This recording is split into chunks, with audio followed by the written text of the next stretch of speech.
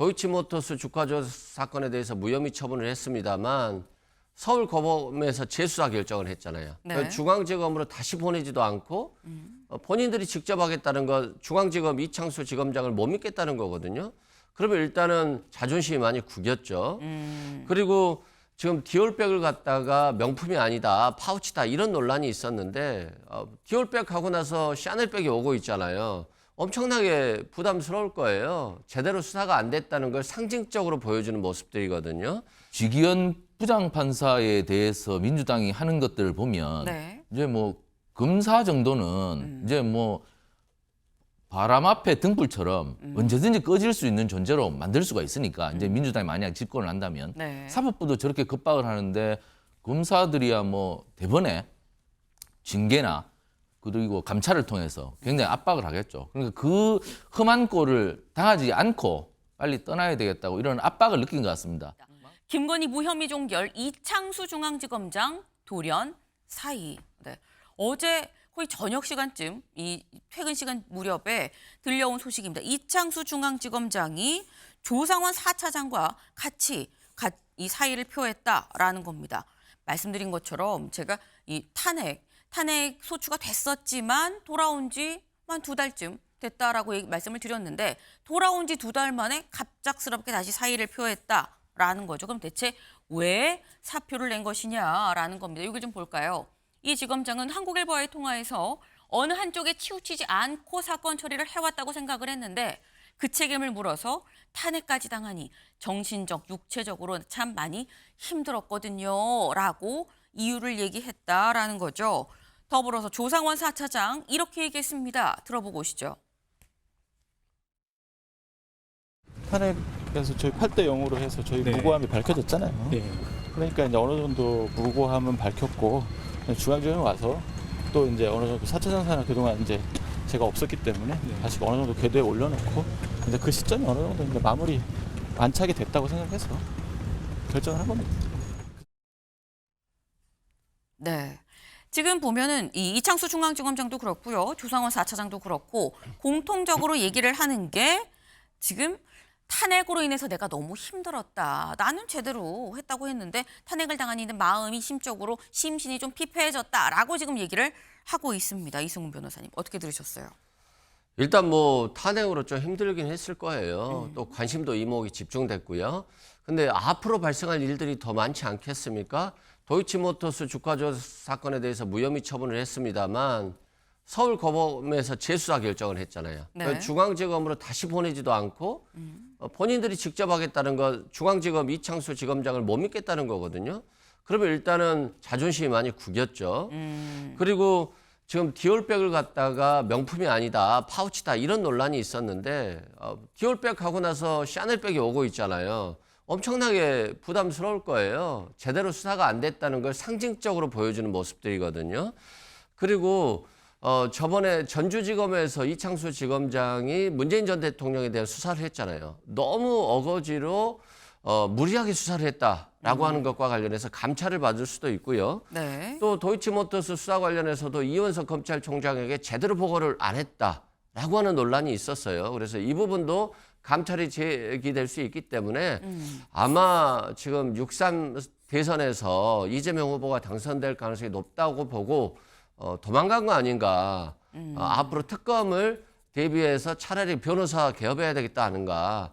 이런 생각이 듭니다. 네. 그러니까 지금 말씀은 사실상 도망갔다고밖에 볼 수 없는 거 아니냐. 나중에 정권이 바뀌고 그렇게 되면 감찰에 들어갈 수도 있기 때문에 그 부분에 대해서 지금 약간 이 도망치는 형국이라고 나는 본다라고 지금 말씀을 하셨어요. 근데 이 말씀하신 것 중에서 최경철 위원님 지금 말씀이 사실상 탄핵 소추가 됐지만 헌재에서 기각이 되고 돌아왔거든요. 그러면 사실상 그만둘 수 있는 시점이 탄핵이 기각되고 돌아오자마자 나의 억울함이 풀렸으니 그만두겠습니다라고 할 수도 있었고 아니면 도이치모터스 수사에 대해 서울고검이 직접 우리가 재수사할 겁니다라고 얘기했을 때도 있었는데 근데 왜 지금 시점이냐라는 의문이 좀 듭니다.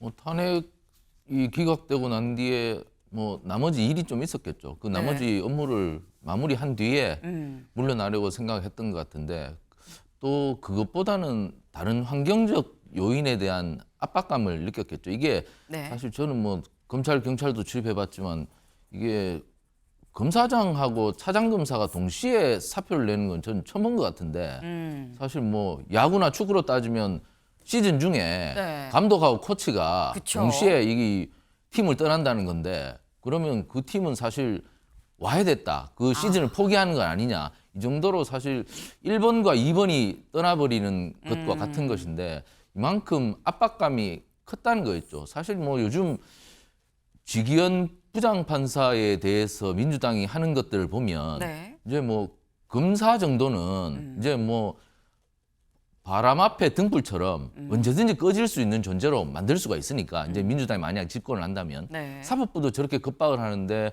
검사들이야 뭐 대번에 징계나 그리고 감찰을 통해서 굉장히 압박을 하겠죠. 그러니까 그 험한 꼴을 당하지 않고 빨리 떠나야 되겠다고 이런 압박을 느낀 것 같습니다. 그만큼 지금 검찰이나 사법부를 둘러싼 정치권의 압박이 네. 너무나 큰 것이다. 이게 사실 제가 아까 뭐 저가 검사장과 차장 검사가 동시에 떠나는 거 못 봤다고 했는데 네. 그만큼 이 상황이 너무나 제가 보기에는 그 정치권에 사실상 지금 민주당의 횡포가 너무 심한 것 아닌가.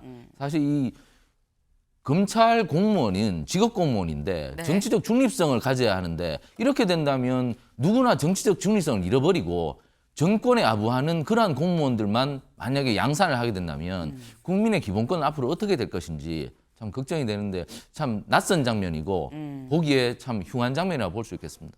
낯설고 좀 흉한 장면이다라고 지금 말씀을 하셨어요. 그러면서 두 사람이 동시에 그만둔 감독과 코치가 그냥 그만둔다는 거 이건 거의 사실상 조직이 와해된다는 걸로 봐야 되는 거 아니겠냐 말씀하시면서 환경적 요인이 크다. 민주당이 그만큼 강하게 압박을 하고 있다는 거다라고 지금 말씀을 하셔요. 근데 어제 사의를 표하긴 했습니다만 일단 근무는 이때까지 한다고 합니다. 다음 기사 볼까요?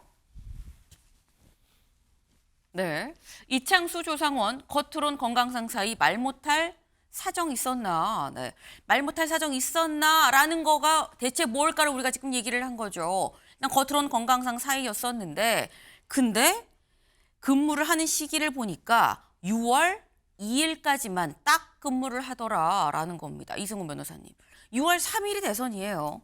대선 직전 날인 6월 2일까지만 감독과 코치가 우리 이때까지만 근무하고 나가겠습니다. 라고 하면 그 밑에 있는 다른 저희가 이 야구 단을 아까 말씀하셨습니다만 다른 선수들은 그럼 괜찮느냐? 다 일괄 또 못 벗는 거 아니야라는 우려가 들 수도 있는 거거든요. 뭐 우려는 있을 것 같은데요. 네. 이창수 지검장하고 조상원 차장이 사실상 검찰 내부에서 저는 비판을 많이 받고 있다라고 생각해요. 아까 정권에 아부하는 검찰이 탄생하면 안 된다라고 했는데 윤석열 정부에 가장 아부한 사람이 이창수 지검장이잖아요. 뭐 이게 지금 항고로 넘어갔는데 저는 도이치모터스 사건은 당연히 기소할 거라고 봐요. 김건희 여사에 대해서. 전주 손모 씨는 1억 정도 손해를 봤는데도 대법원에서 유죄 확정 판결이 났어요. 근데 김건희 여사와 그 가족은 23억을 벌었는데도 무혐의 처분을 한 거 아니겠습니까? 국민들이 이걸 이해할 수 있겠나요? 예를 들어서 민주당을 견제해야 된다. 민주당이 독재를 하고 있다라고 주장하려면 네. 김건희 여사에 대해서도 당연히 기소를 했어야죠. 근데 김건희 여사에 대해서 기소하지 않으니까 민심이 윤석열 전 대통령을 따르지 않고 검찰을 신뢰하지 않잖아요. 결국에는 어떻게 보겠습니까? 민주당이 잘하고 있다라고 볼 거거든요. 그래서 이창수 지검장 같은 더 이상 저렇게 아부하는 검사들이 나와서는 안 된다. 저는 그렇게 생각하고 검찰이 망가진 이유는 윤석열 전 대통령의 아부하는 검사들이 너무 검찰을 좌지우지했기 때문에 결국 민주당 정부가 들어선다면 굉장히 검찰이 위험한 상황에 놓일 것이다라고 생각됩니다. 지금 두 분이 의견은 다르지만 결과는 약간 같은 상황으로 지금 말씀을 하셨어요. 어쨌거나 이재명 정부가 들어선다 그러면 검찰상 좀 위기의 어떤 그런 상황에 놓일 수 있다. 하지만 지금 이승훈 변호사님은 그동안 검찰이 아부를 해왔기 때문에 그러니까 위기에 놓이는 거다 이라고 말씀을 하셨고 최경철 위원께서는 아니다. 민주당이 하도 압박을 하니까 검찰이 제대로 설 수가 있겠느냐. 그래서 위기다.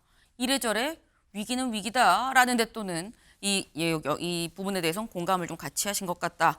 라는 생각이 드는데 근데 지금 문제는 그럼 이 위기의 검찰이 수사를 지금 하고 있는 게 상당합니다. 특히 윤석열 전 대통령 부부에 대한 수사 지금 현재 다방면으로 좀 진행이 되고 있어요. 보겠습니다. 서울 고검에서 얘기 중에 살짝 나왔죠.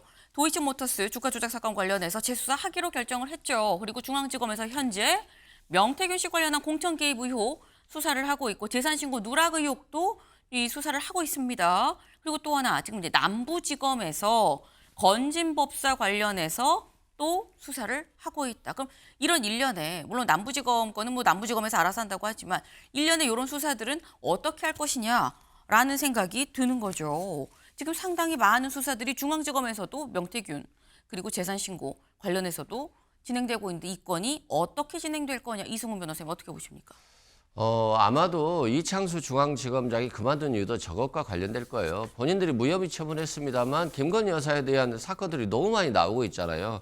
특히 명태균 관련해서는 녹취록이 너무 많기 때문에 뭐 감싸줄래야 감싸줄 수도 없고 또 검진법사는 뭐 먹거리를 전달하지 않았다라고 했는데 이거 믿을 사람이 어디 있겠어요. 그리고 샤넬백도 안타깝게도 김건희 여사가 저는 받았을 것으로 확신하고요. 이거 2번이나 가방을 바꿨다는 거잖아요. 그러면 김건희 여사 마음에 든 것이 없어서 2번 바꿨다는 거거든요. 김건희 여사한테 명확하게 전달됐다는 게 거의 확실하다라고 보기 때문에 검찰이 아무리 봐주고 싶어도 봐주기 어렵고 또 정권이 바뀌면 검찰들은 당연히 전 정권에 대해서는 잘하잖아요, 수사를. 그래서 이 부분은 사실관계가 다 밝혀질 것이다. 결국 검찰이 무능한 건지 아니면 전 정권에 정말 아부를 너무 많이 했던 건지 둘 중에 하나가 확인될 것이다라고 생각됩니다.